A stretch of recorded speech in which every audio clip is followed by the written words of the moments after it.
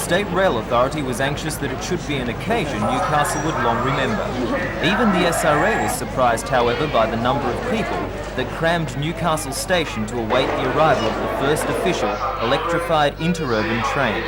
The official train had departed Sydney shortly after midday, carrying the Premier, the Chief Executive of the SRA, Mr David Hill, and the Transport Minister, Mr Barry Unsworth, and several other dignitaries. There were a number of stops on the way to pick up passengers, mainly retired rail employees and men who had worked on the project. At the scheduled hour of 2:45 exactly, the double-decker pulled noisily into Newcastle station.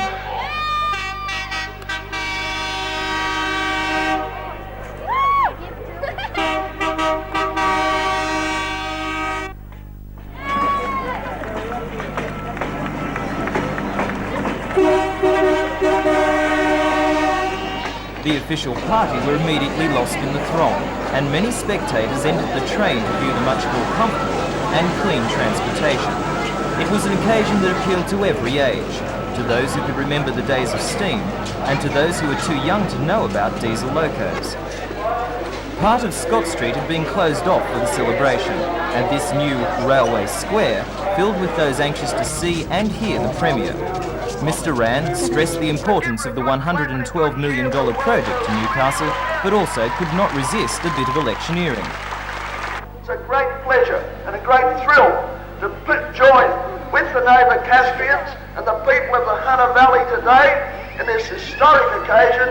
I wish you all well, and don't forget, when Bob Hawke's election comes on in 6 or 9 months, get him a few more seats.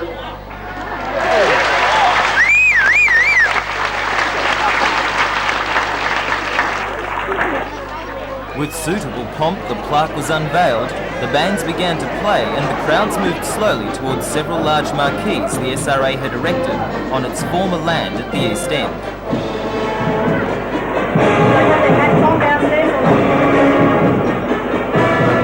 There the party began, and everyone was offered free food and drink. When the fun is over, Newcastle will be left with improved facilities at 17 stations, a more frequent urban service to Tulare and Toronto, and as many as 14 trains to Sydney each weekday.